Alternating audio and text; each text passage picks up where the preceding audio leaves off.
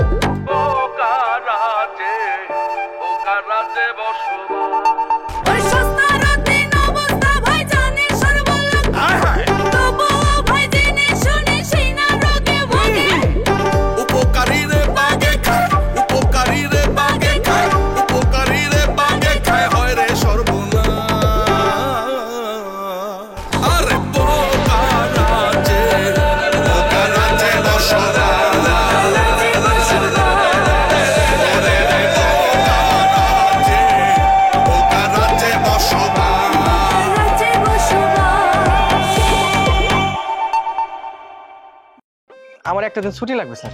একদিন ছুটি মানে শুক্র 8 দিন হলো না তুমি জয়েন করছো, এমনিতে ছুটি? স্কুলে যাইতে পারলাম না, টিফিন বক্সে হাজির। আপনি যে কেন বুঝেন না, এটাই আমার কষ্ট। হ্যাঁ, আপনি দেখেন না একটু আগে আশিকার ফুল কি কেমনে সাইজা গুজা ঘুরতে গেছে। আরে ঘুরতে যাবো, সমস্যা কি? আমি কি হুন্ডা নিয়ে ঘুরতে যাবো আমার নাকি? তোমারে 60 চাক্কা দিয়ে তোমারে নিয়ে যাবো। তা আপনি যে থাইল্যান্ড যাবেন, আপারে সাথে করে নিয়ে যাবেন?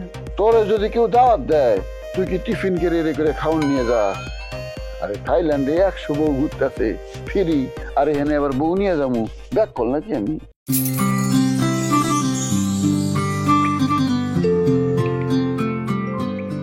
জীবনে আমোদ ফুর্তির দরকার আছে, বুঝছো জামশেদ? কিসের দরকার আছে? আরে না, এমনি এমনি। এমনি তো না, এত বছর ধরে আপনার সাথে আমি সংসার করি, আপনার চেহারা দেখলে আমি চিনি না মনে করতেন? আপনার চেহারাটা কেমন জানি চক চক চক চক করতেছে, করো নাকি? কি কয় জামশেদ, কি হয়েছে? না, আমি আমি আমি আমি তো কিছু জানি না, কিচ্ছু জানি না। দেখো বউ, আমি শপথ নিছি, এই শপথ রক্ষা করতেই বউ, আমি কিছু কইতে পারবো না। আমরা দুইজন হইতেছে গিয়ে আপনাদের দুইজনের আপন বউ। হ্যাঁ, এই যে রফিক, আপনি যে এবারের ঘর জামাই, এটা কি ভুলে যান? মনের মধ্যে যা আছে তাড়াতাড়ি খুইলা বলেন আমাদের দুজন রে। আমি কখনো বলি না যে আমি বাড়ির ঘর জামাই। দুলা ভাই কইয়া দেন, নয়তো কিন্তু আপনার এই বাড়ি ছাড়া ভালো লাগবো, আর আপনার লগে লগে আমাকেও দুজনে এই বাড়ি ছাড়া ভালো লাগবো। ঘটনা আগে খুলে কইতে চাই নাই, চাপাচাপি যেহেতু করতেছ, এর লাগা খুলে কই, আমরা পিলার পাইছি। তো এখনো বিক্রি হয় নাই, প্ল্যান আসলো বিক্রি করার পরে তোমাকে জানাবো, বুঝছো?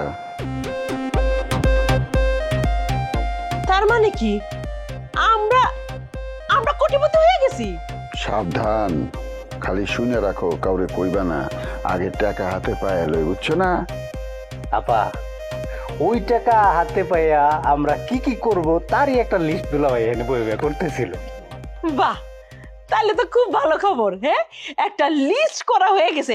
দাও তো দাও দেখি কি কি লিস্ট করছো। আরে দেখি না, এইটা মহিলাকে দেখা নিষেধ। আরে লুকানোর কি আছে, দেখান না। আরে লিস্টের মধ্যে কি আছে দেখি না, আমারে নিয়ে কই কই যাবেন, কি কি কিনা দিবেন দেখা দরকার আছে না আমার। জামশেদ, বুঝছাস এই লিস্টের কথা কয়ে কি ক্ষতিটা করলি? আমি কি ক্ষতি করছি তোমায়? আরে লুকাইতেছো কেন এমন? দাও তো দাও, দেখি কি লেখছো দেখি। কি পুকুর কাইটা বড় করবা, বাড়ি বানাবা, আচ্ছা কাপড় চোপড় কিনবো, 300 বিঘা জমি কিনবে। হ্যাঁ, 5 বিঘার উপরে নাকি? ও, পুকুর কাটবে একটা বড়, তার পাশে একটা অট্টালিকা, সেই অট্টালিকার মধ্যে আবার এসি থাকবে, মানে ঠান্ডা হাওয়া। বাবা, খুব সুন্দর। হ্যাঁ, থাইল্যান্ডে তো লিখছে না?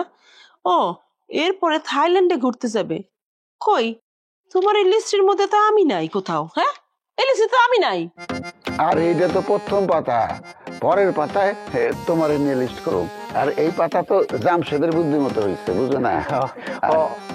আপা, এটা দুলা ভাই আমার কইছে। আমি এসব লিখুম কে? আমার কি এখন থাইল্যান্ড যাওয়ার বয়স আছে? কও, আমি থাইল্যান্ড যাবো কে? দুলা ভাই, জামশেদ, তুমি আমার রাইখা একা একা থাইল্যান্ড যায় ঘুরে আইবা? দুলাভাই, আপনি এটা কি করলেন? হ্যাঁ, নিজের দোষ আপনি আমার গায়ে চাপাই দিতেছেন। বিশ্বাস করো লক্ষ্মী বউ, আমার কোনো দোষ নাই। এইসব যা আছে এগুলো কোনো কিছুই আমার না, সব দুলাভাই। দুলাভাই, আপনি এই কাজটা ঠিক করতেছেন না। তুমি বিশ্বাস করো, তুমি ছাড়া কোনো মায়ের দিকে মনে করো ধরে দেয় হাতে দূরের কথা, আমি তাকাইও দেখবো না। ভাইজান, আমার তো একটা বিষয় নিয়ে অনেক খটকা লাগতেছে। ওই তোমার সামনে বললো থাইল্যান্ড যায় ঘুরে আইবো, আর তুমি এটার প্রতিবাদ করলে না। আমি প্রতিবাদ করুম কে? আমি তো হের বউ না, তুমি হের বউ, প্রতিবাদ তুমি করবা। রফিক, আপনি কি মনে করছেন আপনার এই ভোলাবেলা চেহারা দেখে আমি কিছু বুঝতে পারবো না? এই লিস্ট যে আপনার, এটা আমি খুব ভালো করে জানি। খামাখা ওর ঘাড়ের উপর চাপাইতেছেন কেন? ধরেন আপনার লিস্টটি আসছে, উনি থাইল্যান্ড যাবে ঘুরতে, বুইরা বসে বুমরতি।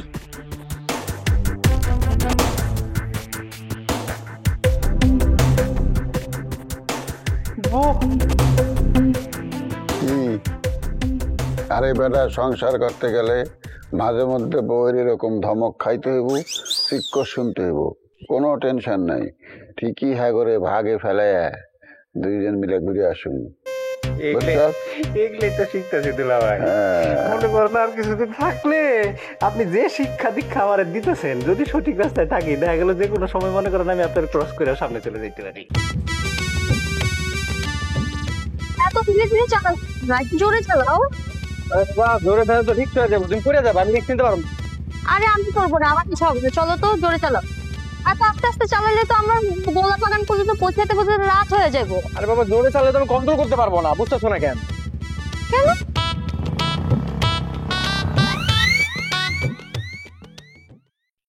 কি ব্যাপার, কি হলো? বন্ধ হয়ে গেল।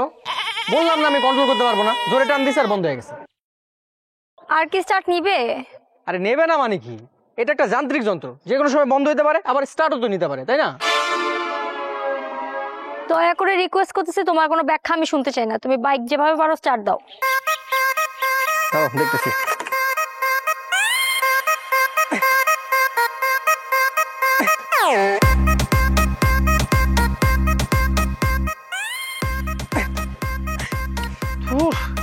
এরকম তো কখনো হয় না। বন্ধ হয় ঠিক আছে, কিন্তু আবার তো স্টার্টও নিয়ে নেয়, এখন তো স্টার্টও নিতেছে না। দেখো আশিক, আমি সেজে গুজে আসছি, আমি আর ধাক্কা দিতে পারবো না, আগে বলে দিলাম। আরে বউ, এত রাগ করতেছো কেন? আমরা কি দিয়ে যেতেছি? একটা হোন্ডা দিয়ে যেতেছি, এটা ভুললে তো চলবে না। রাখো তোমার হুন্ডা, এটা তো মনে হচ্ছে একটা ভাঙ্গারি। আরে ভাঙ্গারি বলো না, হ্যাঁ এমডি স্যার যদি এটা শুনে, খবর আছে এই গাড়িতে এমডি স্যার চড়ে, বুঝো না? এই গাড়িতে বসে এমডি স্যার যায় কিভাবে? এটা তো যাওয়ারই কথা না। বউ, এমন কথা কখনো এমডি স্যারের সামনে কইও না, আমার কিন্তু তাহলে চাকরি চলে যাবে। আমি কি এমডি স্যারের সামনে বলতে গেছি নাকি? আচ্ছা এখন কি হবে? আমরা কি গোলাপগ্রাম দেখতে পারবো না? অবশ্যই যাব, গোলাপগ্রাম থেকে আমরা বাড়িতে যাব। বউ, তুমি কিছু মনে না করলে একটু ধাক্কা দাও না, ধাক্কা দিলেই স্টার্ট হয়ে যাও। আরে বাইকটা পুরান হইলো, ইঞ্জিনটা কিন্তু ভালো। আমি ধাক্কা দিব না। লক্ষ্মী বউ আমার, এমন করো না। তুমি গোলাপগ্রাম যাবা না? দাও দাও, একটু ধাক্কা দাও না, কষ্ট করে। ধাক্কা দিলে স্টার্ট নিয়ে নিব। আমি যদি গোলাপগ্রাম দেখতে না পারি, তোমার খবর আছে। আরে দেখতে পারবো, তুমি ধাক্কা দাও, ধাক্কা দিলে দেখবো স্টার্ট নিয়ে নিছে। জোরে, এই তো, শাবাশ। আরেকটু জোরে, এই তো, এই তো, এই তো, আরেকটু, এই তো স্টার্ট নিয়ে নিছে। শুনেন না, কি কিছু চাইবা? আবদার আছে, কয়ে ফেলা। আপনি তো আমার একমাত্র স্বামী, আমি আপনার কাছে আবদার করবো না তো কার কাছে করবো? আরে এত পেশায় না তো, কি লাগবো খালি ক। আপনি না পিলারের ব্যবসা পাইছেন, আমার তো কইছিলেন পিলারের ব্যবসা পাইলে আমার মানে কোমরে সোনার ভিসা বানায় দিবেন। আমার না কোমরে সোনার ভিসা পড়ার খুব শখ। শখ? যাও, কথা যখন দিছি কথা রাখ। তোমার এই সোনার বিষা আমি কিনা দিতেছি, খুশি? আম্মা ঘরে আছি, আয়ো। কি হয়েছে আম্মা, বলতো? তোমার কিছু লাগলে তুমি রুকায়রা বলতা, কষ্ট করে আসা দরকার ছিল কি? না রে বাবা, রোকেয়ার কাছে আমার কোনো দরকার নেই, দরকার তোর কাছে আছে। কি লাগবো কও? না কিছুই না। তুই এরকম একটা কাম করতে পারলি? এত বড় একটা কথা তুই আমার কাছে গোপন করতে পারলি? আমি কি তোর আপন মা না? কি কও? তুমি আমার স্বপ্ন হইতে যাবে কেন? তুমি তো আমার আপন মাই। আর আমি কি লুকাইছি তোমার কাছ থেকে কত? তুই কেমনে পারলি তুই যে পিলার পাইছস সেই কথাটা তুই আমার কাছে কেমনে গোপন করতে পারলি? আম্মা, আমি যে পিলার পাইছি এই কথাটা তোমার কে কইছে? যেই বলু, কথাটা সত্য কিনা সেটা বল। শুনছই যেহেতু মিথ্যা কথা তো আর বলতে পারবো না। পাইছি, জানাই না এটার একটা কারণ আছে। কারণ পিলারটা আমি এখন আর বেশি নাই, যদি ব্যস্তাম তাহলে জানাইতাম। তাছাড়া আব্বা যে তালের বাইরে টাকা দিচ্ছি, আমি যে টাকা গিয়া চাইলাম, এই ব্যাপারে তুমি কোনো কথাও বলো নাই, আগেও প্রতিবাদও করো নাই। আরে তোর আব্বাইকে আমার কথা শুনে তুই জানোস না? তোর বাপের উপর রাগ করে তুই আমার কাছে কথাটা গোপন করতে পারলি? ও, তাহলে তো দেখা গেল ভুলটা আমারই হয়েছে। আচ্ছা ঠিক আছে, যা হওয়ার হয়ে গেছে। এখন কত কি বলতে আসছিলা? না বাজান, আমি শুনলাম যে তুই নাকি কোটিপতি হয়ে গেছস। দোয়া করি আল্লাহ তোরে অনেক বড় করুক, তুই অনেক টাকার মালিক হ।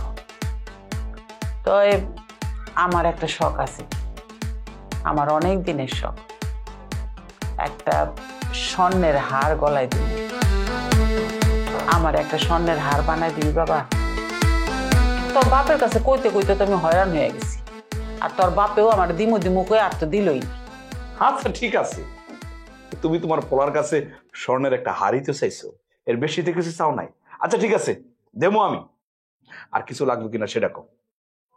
না বাজা, আর কিছু কমো না, এবার তুই রেস্ট নে।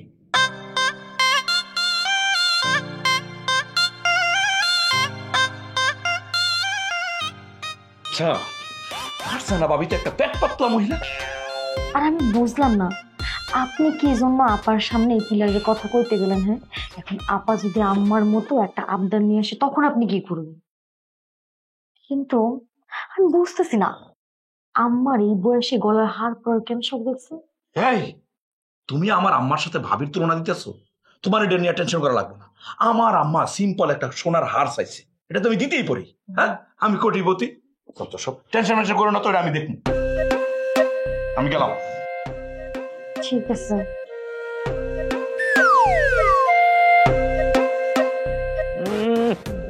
গড়ি রে, ঘরে চলো তুমি, তোমার মাথার মধ্যে গোলাপ চাষ করে গোলাপ গ্রাম করতে যাবো। তুমি তো লাস্টে বললা যে গোলাপ গ্রাম যাবা না। কেন যাইনি তুমি জানো না? আমি কি সারা রাস্তা তোমার এই ঠেলা গাড়ি ঠেলতে ঠেলতে গোলাপ গ্রাম দেখতে যাব? এই জিনিস যাতে আমি আমার চোখের সামনে আর না দেখি। আমার জীবনে বাইকে ওঠার স্বাদ মিটে গেছে। হ্যাঁ, এখন আমার দোষ।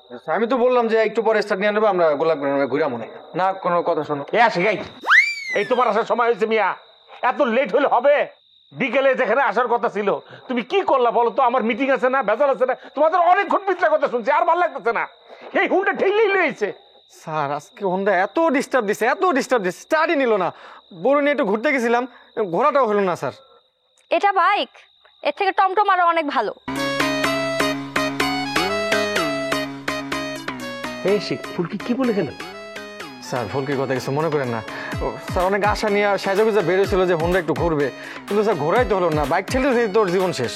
তাই স্যার মাথাটা একটু গরম আছে। সবই ঠিক আছে, একজন এমডির সামনে এইভাবে কথা বলা তার উচিত হয়নি। সালাম নাই, আদব নাই, লেহাজ নাই, কি এসব কি? স্যার আমি কি করবো বলেন, বলে ফেলছে মুখ ফসকা। আমি বলছি স্যার ওরে যে এই গাড়ি নিয়ে এমডি স্যার চলে। বুঝতে পারছি, আসলে ফুলকির দোষ দেওয়া লাভ নাই। গাড়িটা তুমি অত্যন্ত পুরান কিনে ফেলছো, বুড়া হয়ে গেছে রে বাবা। এই গাড়ি কি কমু, আর চলে না। ইঞ্জিনের টেম্পার নষ্ট হয়ে গেছে। স্যার আমারও সেটাই মনে হতেছে, বেশি পুরান কিনে ফেলছি। স্যার আপনি কি এখন হোন্ডা নিয়ে যাবেন? আচ্ছা যাবেন কিভাবে? হোন্ডা তো স্টার্টই নিতেছে না। তেল মোবিল ঠিক আছে চেক করছো? স্যার তেল মোবিল তো ঠিক আছে, কিন্তু স্টার্ট তো নিতেছে না। অনেকক্ষণ যাবত চেষ্টা করতেছি স্যার। আশেপাশে একজন ভালো হুন্ডার মিস্ত্রি আছে, তার নাম গুলজার মিস্ত্রি, তারে খবর দাও, আমি তারে রাখছি। এইখানে তার আসতে হবে, আর কোনো কথা নাই। আশিক, আজকে রাত্রের মিটিং আমাকে অ্যাটেন্ড করতে হবে, আমি খালি পায়ে হাইটটা যেতে পারবো না। এই গাড়ি নিয়ে আমাকে যাইতে হবে, নাহলে মান সম্মান আমার একদম থাকবে না। তুমি যেভাবে হোক যাও, ওনাকে নিয়ে আসো প্লিজ। আমি যেতেছি স্যার। ওর আমি স্যান্ডেলটা বাইরে শিখামু, ওই কেন এই হুন্ডা ঠিক করতে পারবে না।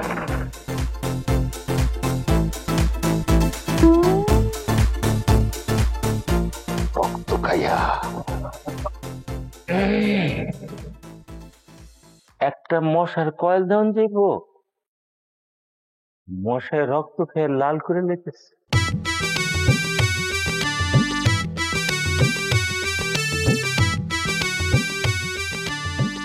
স্যার এখানে 5 বিঘা জমি দলিল আছে। বাকি 5 বিঘা জমি দলিল আগামীকাল পেয়ে যাবেন। আর বাকি চেক করে হয়েছে কি আমার কথা বলো। আমরা রেজিস্ট্রি অফিসে করছি কি 5 বিঘা জমির দলিলের কথা আগে বলে ফেলেন। ভুল করে 10 বিঘার জায়গায় 5 বিঘা বলাটাই আমাদের রং কাজ হচ্ছে। 50 বিঘা বললেও কোনো ঝামেলা আসছিল না, অসুবিধা নেই, আমরা পাই দেবো। ওখানে আপাতত যে 5 বিঘার জমির দলিল এটা চেক করে ফেলেন। স্যার অসুবিধা নাই স্যার, কোনো অসুবিধা নাই। মনে করেন যে আমি আপনাদেরকে বিশ্বাস করে আলাইছি, অন্তর থেকে আপনাদের বিলিভ করছি। ভাইজান আপনারা তো আমি আগেই কইছি আমার এমনি স্যার এই এলাকায় একটা বিরাট ইন্ডাস্ট্রি করতে চাইতেছে। আপনি 5 বিঘার দলিল দিলেন ঠিক আছে, কিন্তু পরে স্যার যদি আরো জমি লাগে আপনি দেবেন না স্যার? জি sir, thank you sir, thank you sir. তাছাড়া স্যার এই ফ্যাক্টরির লোকাল কাজকর্ম এটা তো আর আপনি করবেন না স্যার, বড় জোর আপনার পরিচালক দিয়া করাবেন। ঠিক কইছি না স্যার? আমি এমডি হয়ে তো সব কাজ করতে পারি না, অবশ্য কোনো কাজই আমার কাছে ছোট না। এই যে মনে করেন যে যেই কাজই বলেন আমি কিন্তু ঝাঁপাই পড়ি। কালকে রেজিস্ট্রি অফিসে চলে আসেন, আমরা আসলে ওই রেজিস্ট্রি সেরে ফেলে, বুঝছেন না, আর টাকা পয়সাটা ফাইনাল করে ফেলে। স্যার আমি 1 বিঘা 1 কোটি টাকা দেবো স্যার, 1 পয়সাও কম দেবো না স্যার। মনে করেন আজকেই স্যার মানে এক্ষুনি আপনাকে 10 কোটি টাকার চেক দিয়ে যাবো স্যার। আপনি আজ অবশ্য উঠাতে পারবেন না, তবে আগামীকাল ব্যাংক আওয়ারে টাকাটা তুলে ফেলবেন স্যার, কথা ফাইনাল। 10 কোটি টাকা তুলবো কি করে? ব্যাংকে এত টাকা থাকে না। তাহলে ব্যাংক আছে কি জন্য? ব্যাংকের কাছে টাকা না থাকে আর দাঁড়ায় থাকা ফালতু কথা করছিল। সরি, কিছু মনে করবেন না পরিচালক, আমাদের যদি সেরকম কোনো ভয় থাকে তারা অ্যাকাউন্টে ট্রান্সফার করে দিবে, অসুবিধা কি নাকি?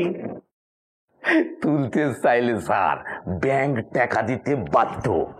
আমার চেয়ারম্যান স্যার যদি ওই ব্যাংকে একটা ফোন করে দেয় তাহলে মনে করেন যে স্যার ওরা টাকা দেবেই দেবে, আর যদি না দেয় তাহলে মনে করেন যে ব্যাংকের লেনদেন একেবারে বন্ধ করে দিবে। ও বুঝতে পারছি, আপনার স্যারের ক্ষমতা তাহলে আমার মতো নেই। ঠিক আছে, অসুবিধা নেই, সেকেন্ড কাজটা সেরে ফেলেন না। ওকে স্যার, ওকে স্যার, আমি এক্ষুনি লিখতেছি।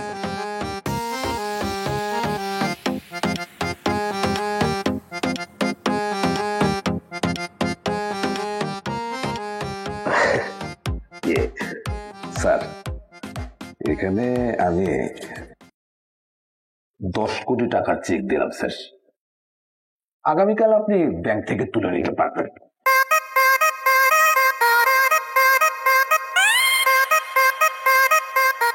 স্যার এই হুন্ডাটাই আমি চুরি করছিলাম স্যার। হ স্যার, এই বাইকটাই আমি বেচছিলাম। এই দেখেন অনেক ঝামেলা পয়সা, কিন্তু আর কোনো ঝামেলা চাই না। এই কথার যদি কোনো মিথ্যা হয় তাহলে কিন্তু জেল ফাঁস দুটোই ডাবল হয়ে যাবে, কোনো ছাড় হবে না। ভালো করে দেখেন বাইক এটাই তো। স্যার চুরি করি বলে মিথ্যা বলবো? আমি নিজে এই হুন্ডা চুরি করছি, আমার কোনো ভুল হবার কথা না। ঠিক আছে, আপনাদের কথা বিশ্বাস করলাম। এই বাড়িতে কেউ আছেন? ঘরে কি আছেন? বের হন। স্যার আপনারা এই বাড়িতে? হ্যাঁ। এই বাইকটা কার? স্যার আমার জামাই আশিকের। স্যার আপনি কেমন আছেন? দেখুন এখন আমি ডিউটিতে আছি, এসব পরিচয় দিয়ে কোনো লাভ নেই। আপনার জামাই কোথায়? আপনার জামাই ঘরে থাকলে বের হইতে বলেন। স্যার আশিক তো বাড়িতে নাই, কি হয়েছে আমাকে বলেন। আপনার জামাই অনেক বড় অন্যায় করছে, সেই চোরাই বাইক কিনছে, আমি তাকে খুঁজতেছি। স্যার আপনার বোধহয় একটা ভুল হচ্ছে, আসলে এই বাইক আশিকের না। সে একটা কোম্পানিতে চাকরি করে, সেই কোম্পানি থেকে তাকে এই বাইকটা দিছে। কোম্পানির বাইক মানে? স্যার আমি শুধু জানি নতুন একটা কোম্পানি দিছে, আর আমার জামাইয়ের পরিচালক পদে চাকরি দিছে দেখে এই বাইক দিছে। এই বাইক আসলে কোম্পানির, আমার জামাইয়ের না। বাইক যখন আমি পাইছি বাকি সবার আমার হাতে ধরা পড়তে হবে। এখন আমার কথা মনোযোগ দিয়ে শোনেন। আপনার জামাই আর এই যে কি এমডি যেই হোক না কেন দ্রুত থানায় এসে আমার সাথে যোগাযোগ করতে বলবেন। আর হ্যাঁ, এই বাইকে যেন কেউ টাচ না করে, টাচ করলেই কিন্তু মামলা হয়ে যাবে। তাই চলেন।